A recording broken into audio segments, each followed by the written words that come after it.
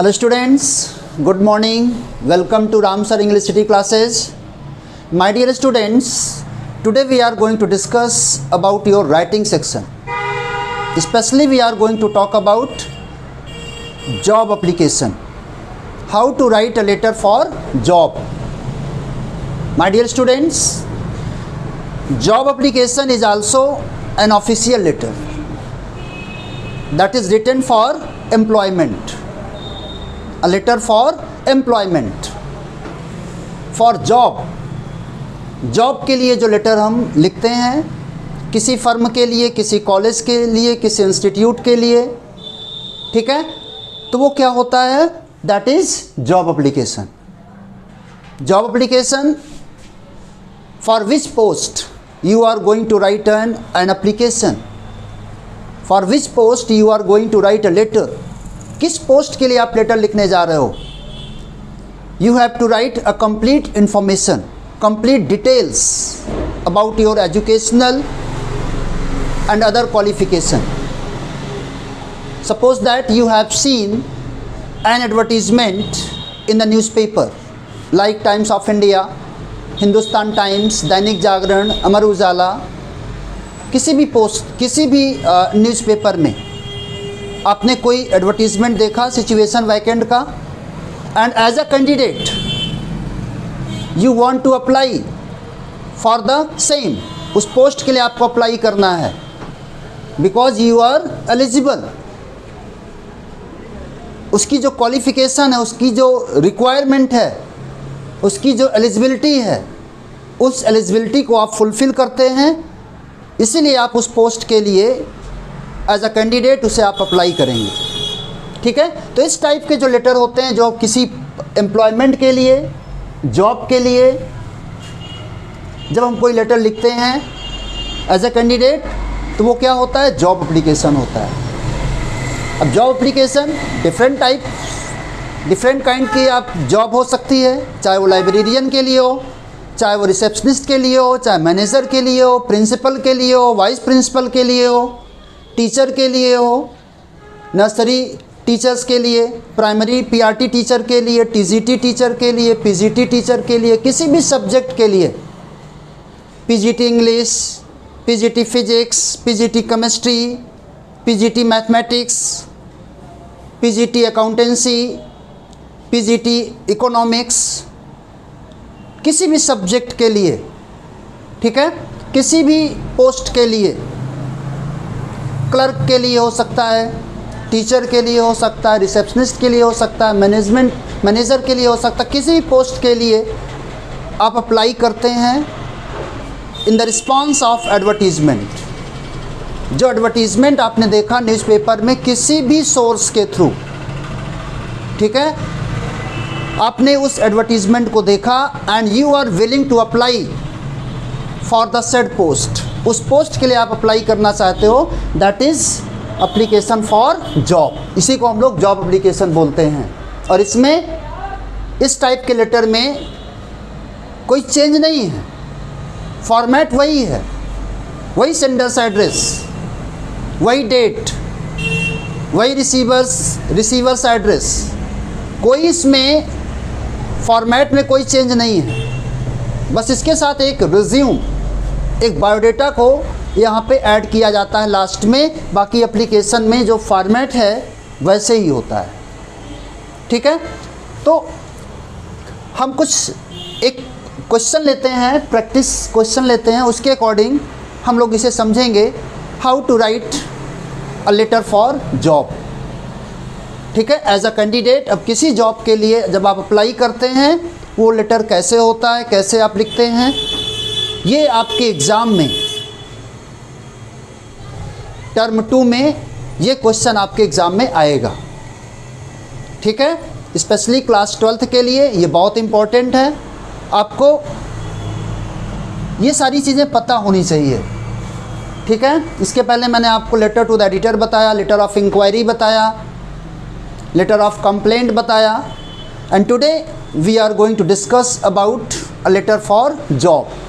Job application कैसे लिखते हैं यहाँ पे हम लोग डिस्कस करेंगे. ठीक है, चलिए अब देखिए, ये क्वेश्चन है आपका Read the following newspaper advertisement. Situation vacant. This is an advertisement that is published in the Times of India. Newspaper में ये एडवर्टीज़मेंट पब्लिश हुआ है। इसे देखने के बाद इसके रिस्पॉन्स में आपको लेटर लिखना है। Newspaper advertisement of the Times of India, New Delhi, and apply for the said post you are S C and your address, sender's address क्या है, and you are living at B217 Mahima apartment, Ashok Nagar, Meerut. Okay, situation vacant, that is advertisement. ये advertisement आपने देखा और इसी के response में as a candidate you have to apply for the said post. जो इसमें पोस्ट के लिए जो रिक्वायरमेंट है, एज अ कैंडिडेट आपको उसे अप्लाई करना है। ठीक है, अब देखिए इसको हम लोग रीड करेंगे। एडवर्टीजमेंट में है क्या? Aakash public school, New Delhi, requires a competent PGT in English. Qualification must be post graduate in the respective subject from a recognised university with 55% and above marks. Fluency in English must with minimum 5-year experience, means teaching experience in any reputed institution, school. Pay scale as per CBSE norms. Apply within 7 days with a detailed resume to R.K. Saxena, principal of the school, and that is contact number. In the response of this advertisement, as a candidate, you have to write an application for job. अब हम लोग कैसे लिखते हैं, इससे related इस advertisement के response में कैसे एप्लीकेशन फॉर जॉब लिखा जाएगा। तो चलिए, at first we write sender's address B217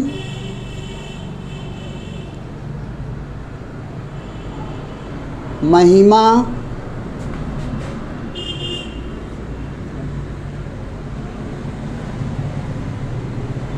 apartment,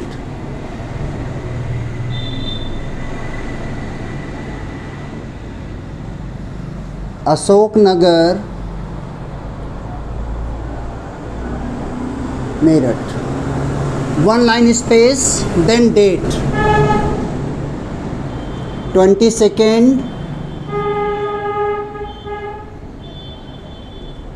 January 2022, then 1 line space, receiver's address to whom you are going to write a letter for job, the principal,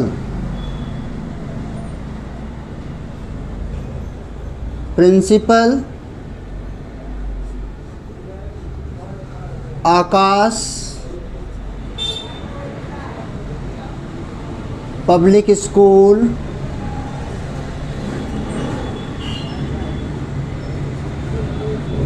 new Delhi. Then salutation, respected sir or madam, then subject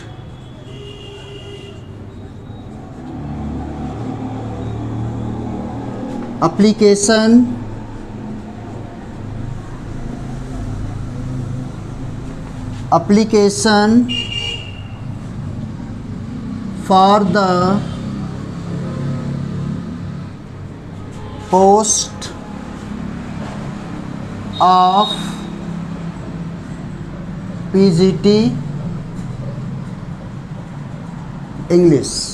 okay students, यहाँ पे आपको subject mention करना है। Subject क्या है? Application for the post of PGT English. Sender's address, date, receiver's address, salutation, subject, then content. Okay students,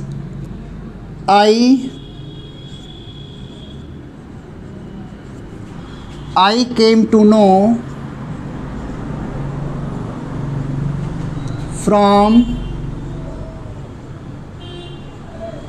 your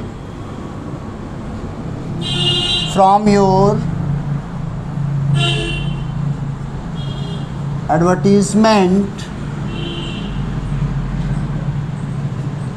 in the Times of India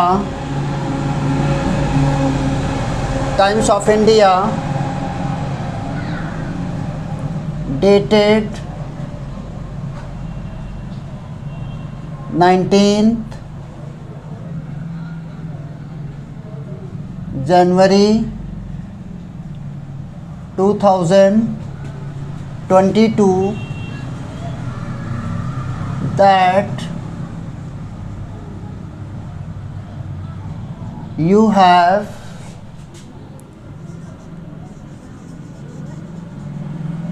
a requirement of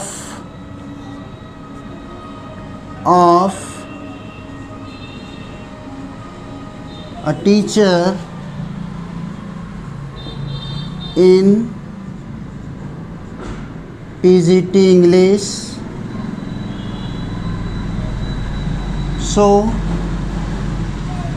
I wish to apply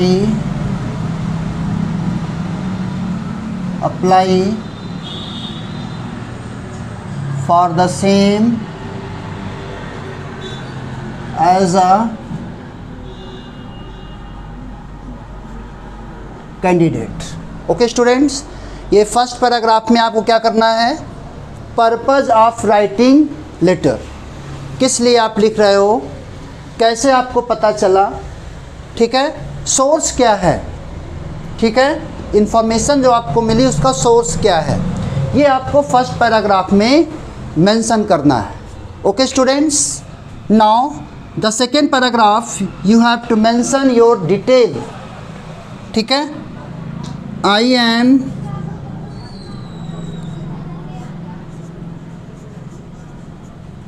am postgraduate in the respective subject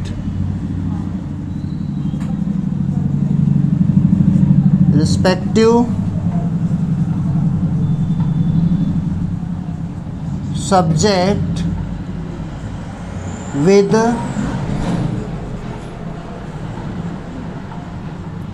B.Ed. Okay, I have been teaching in CBSE affiliated or CBSE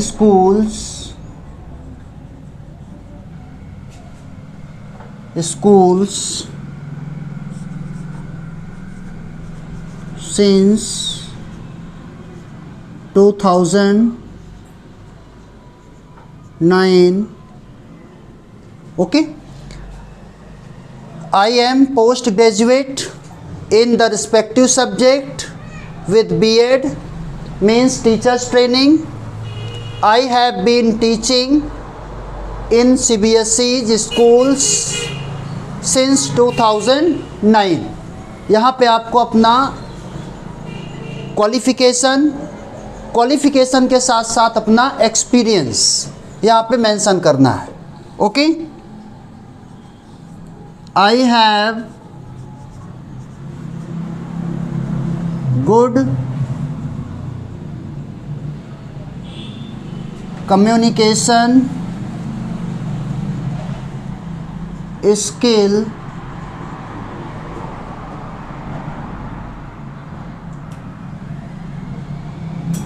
with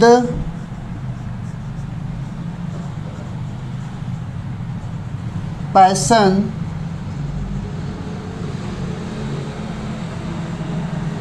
for teaching.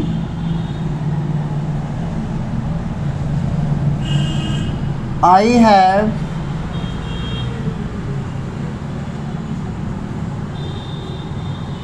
participated in several teachers training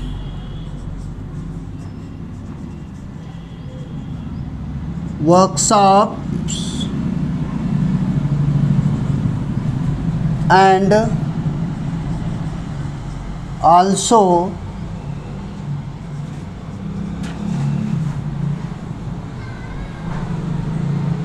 organized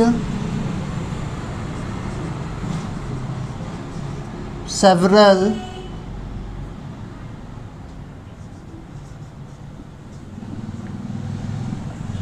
activities in school. Okay, I have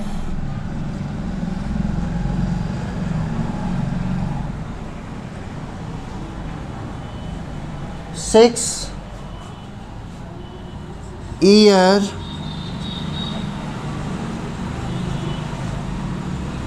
experience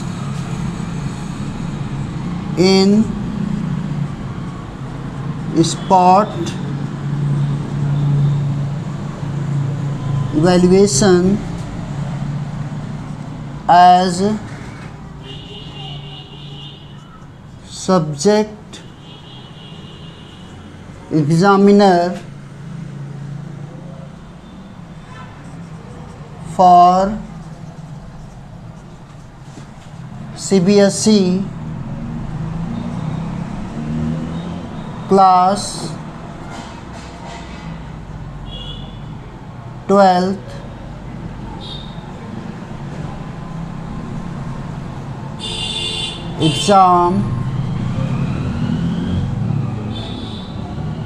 exam in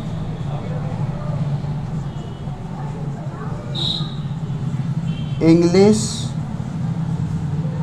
core 301. Okay students, you have to mention complete details. I am postgraduate as required in the advertisement. I am postgraduate in the respective subject with B.Ed means teachers training. I have been teaching in CBSE schools since 2009. I have good communication skill with passion for teaching. I have participated in several teachers training workshops and also organized several activities in school. I have 6-year experience in sport evaluation as subject examiner for CBSE class 12th exam in English core 301. Okay students, now if in third paragraph, if I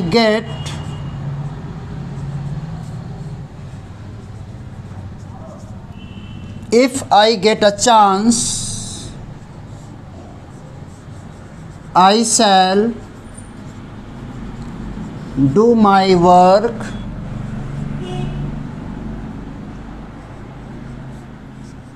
means third paragraph में आपको ये mention करना है कि अगर आपको chance मिलता है, व्हाट विल यू डू, अगर मुझे चांस मिलता है तो मैं क्या करूँगा। तो I shall do my work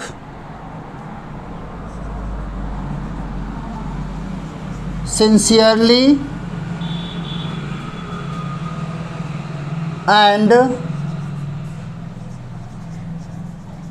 produce champions in my subject. I have been doing my task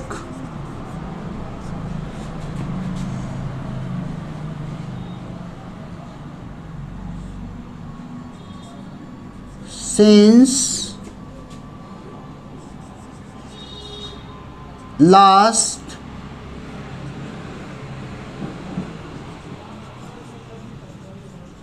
$12 with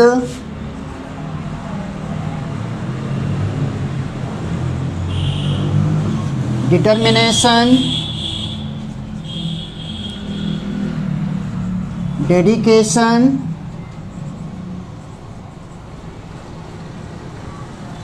and devotion.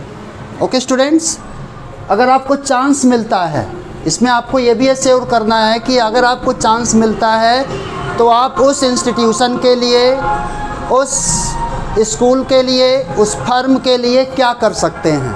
तो if I get a chance या if you give me a chance, if I get a chance या if I am given a chance, कैसे भी आप लिख सकते हो। If I get a chance I shall do my work sincerely and produce champions in my subject. I have been doing my task since last 12 years, 10 years, 13 years, जो भी आप इसके अकॉर्डिंग मेंशन करेंगे जो आपने एक्सपीरियंस लिखा है, with determination, dedication and devotion. Okay students, ये आपका फर्स्ट पैराग्राफ हो गया, सेकेंड पैराग्राफ हो गया, थर्ड पैराग्राफ हो गया। ठीक है, इसमें इसके बाद आप मेंशन करेंगे कि आप अश्योर हैं कि नहीं, I will be available for interview, इसके लिए भी आप मेंशन कर सकते हो। जैसा भी आप चाहेंगे आप नेक्स्ट यहाँ पे मेंशन करेंगे।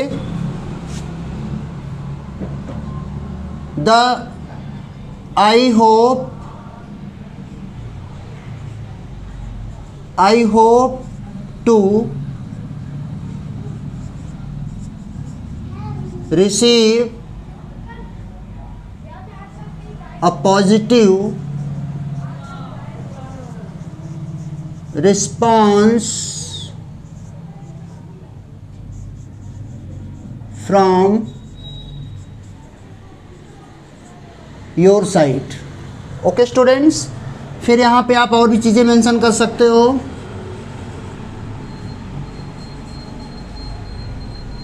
The resume of my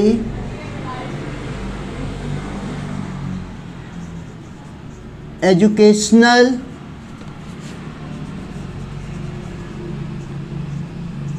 qualification and other reference is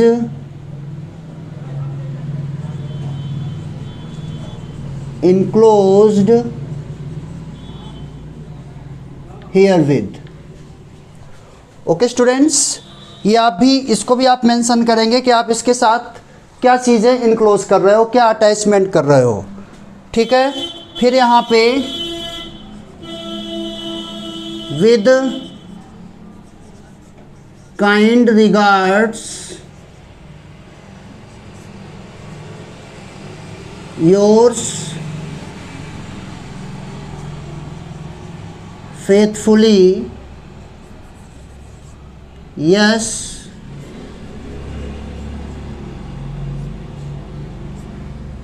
okay students, तो ये आपका हो गया। अभी इसको और भी बड़ा किया जा सकता है और इसको डिफरेंट काइंड से भी मैं लिख सकता हूँ, ठीक है। बहुत इजी फॉर्म में मैंने आपको यहाँ पे इसे डिस्क्राइब किया है, ठीक है। अब इसके बाद ये अभी पूरा कंप्लीट नहीं है, ये सिर्फ आपका एप्लीकेशन है स्टूडेंट्स। अब इसके बाद रिज्यूम बनाते हैं, बायोडेटा, ठीक है। उसी के नीचे रिज्यूम, इसमें सबसे पहले कैंडिडेट का नेम क्या है,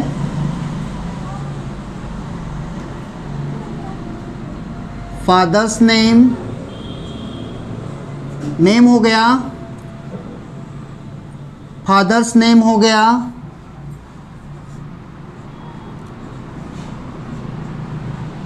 डेट ऑफ बर्थ हो गया,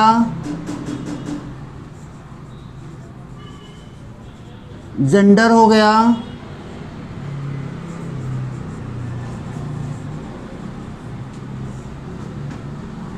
कैटेगरी हो गया,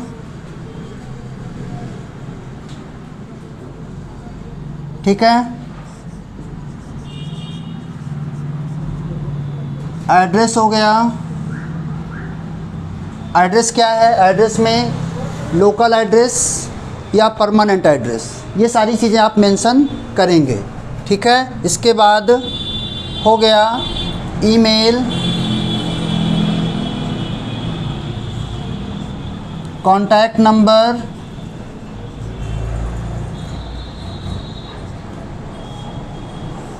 ठीक है। अब एकेडमिक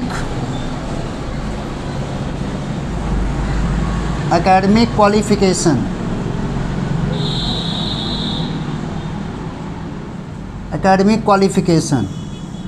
इसको आप मेंशन करके बना सकते हैं एक पूरा ऐसे कॉलम,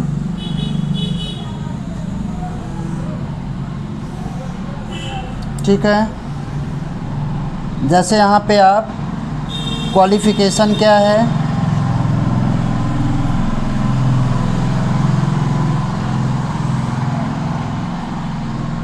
फिर यहाँ पे बोर्ड या यूनिवर्सिटी,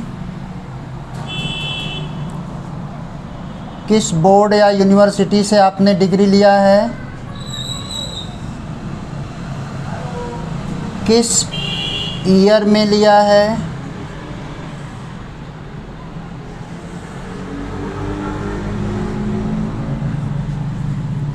और इसका डिवीज़न क्या है,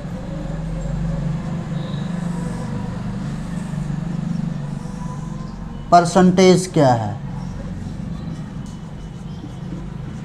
ठीक है। जैसे आपने यहाँ पे लिया आगे high school, intermediate,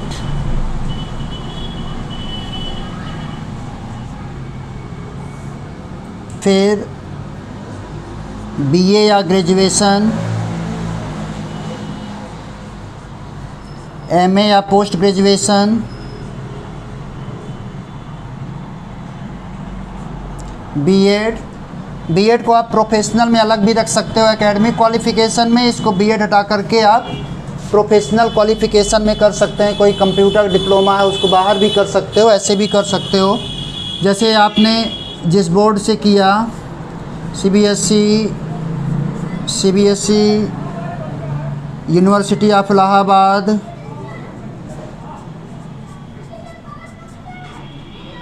university of Allahabad,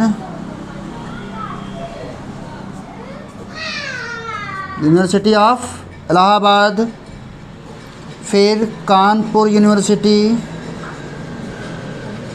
जो भी है, फिर यहाँ पे ईयर, 1998, 2000 ईयर में 2003, 2005, 2010. Division, first division, second division, first division. 62%, 68%,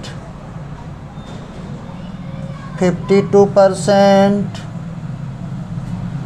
55%,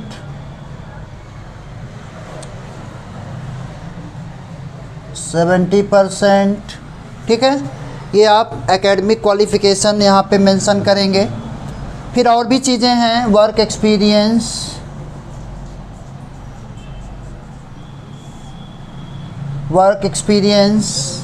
ठीक है, या इसके साथ ही strength, hobbies, marital status means married और अनमैरिड. ये सारी डिटेल हम रिज्यूम में मेंशन करते हैं. Okay students, thank you.